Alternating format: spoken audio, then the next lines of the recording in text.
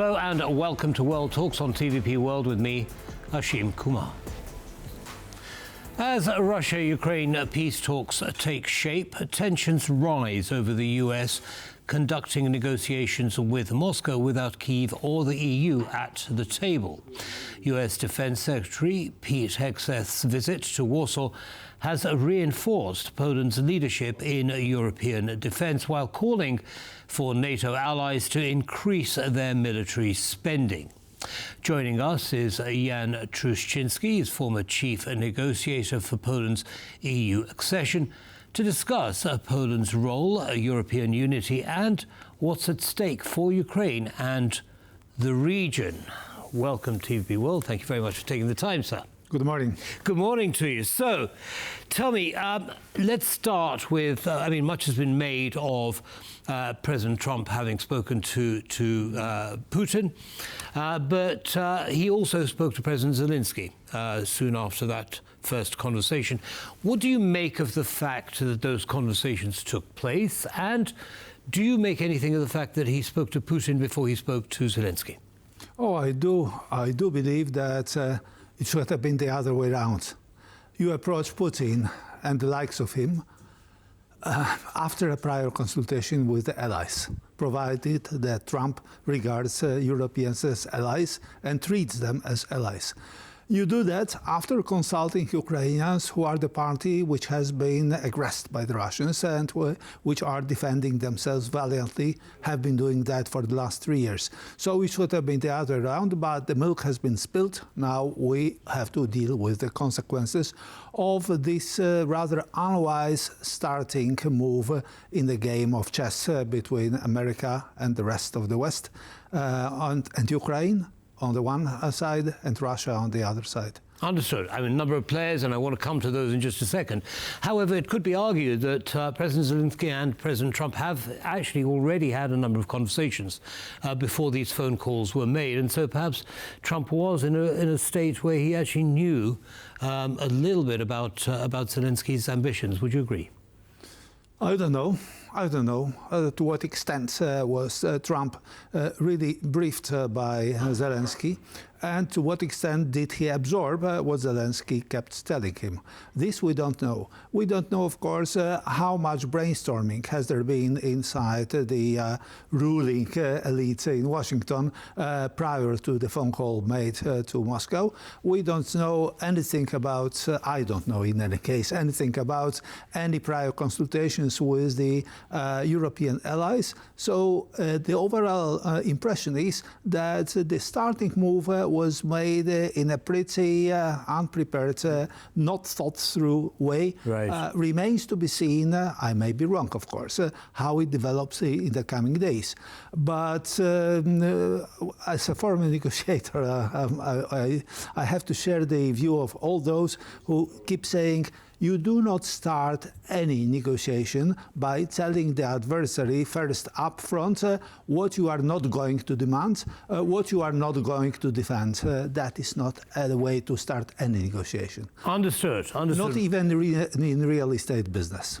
Not even in the real estate business. Okay, well, I'm sure that's true. But as a former negotiator, which you just referred to, the two parties have agreed, Ukrainian and Russian presidents have agreed to send in teams of negotiators and for those conversations to carry on behind the scenes. What process do you expect to roll out when that happens?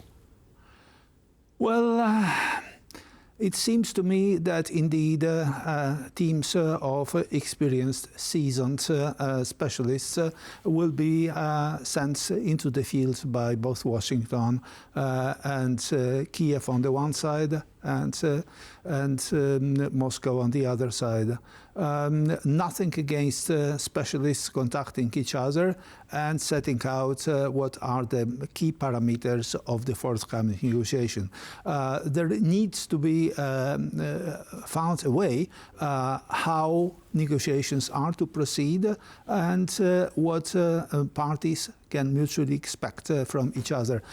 We are not yet at that point, I suppose, and of course I can see that emissary of Trump, Steve Witkoff, went to Moscow apparently and had a number of discussions there, but how well prepared those contacts were and what's the net result of those contacts, we don't yet know, of course. But I would doubt whether Americans have already a clear, well, clear is not the proper word here, whether they have any plan on how to move to induce Russia into the negotiations, right. And on the other hand, to show Russians what are the key parameters of the forthcoming talks? What Russians must expect from the West, from the Americans, supported by the Europeans? Of course, supported understood. by Ukraine. Understood. Well, as you say, much is under the water, if you like, or beneath the surface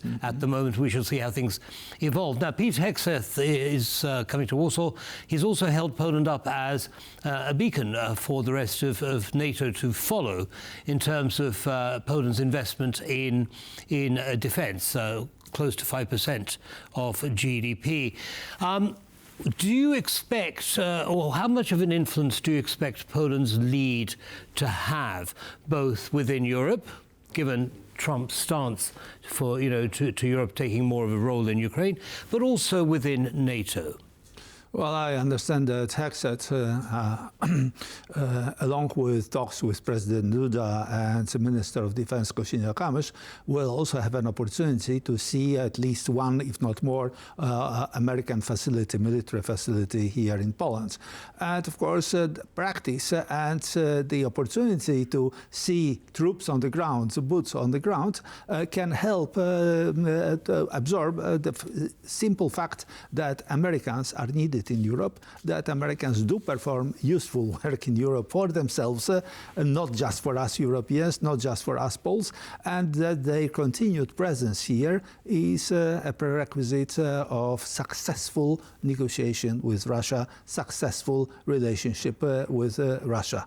Aggressor that Russia is, aggressive country that can be expected, should be expected to continue to meddle in our affairs, to continue to run all kinds of hybrid activities, to continue to prepare for a possible armed conflict with more than one country of our NATO alliance. So Pete Hegseth should see for himself how it works in practice and why it is needed and why the Americans are still needed in Europe. Understood. Okay, so they are, if you like, the spine, if you like, that holds the defence of Europe in place, if I may put it, the military spine. Now, what about Plan B? What if the US does start to pull out resources, military resources from Europe? Is Europe in a position to step up and fill that gap? They didn't announce anything specific as yet. And God only knows when and to what extent will this start materializing. That the intention, general intention to scale down overall numbers of US troops in Europe is there. That's, I think, we have to continue to assume. But is Europe ready for it, though? Increasingly, yes. Increasingly, and indeed, a month from now, overall comprehensive documents will be put on the table how to go from what we have now to a European Defence Union, how to assure European defence. This is not going to work wonders in a day, but accelerated thinking on how to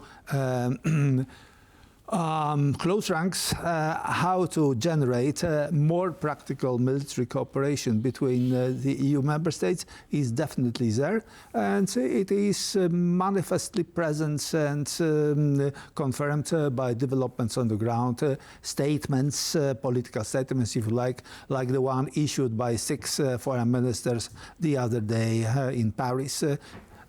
Europeans, European Union member states, but also United Kingdom. So obviously we are moving into a scenario of closer and closer military and defense industry cooperation between the EU member states.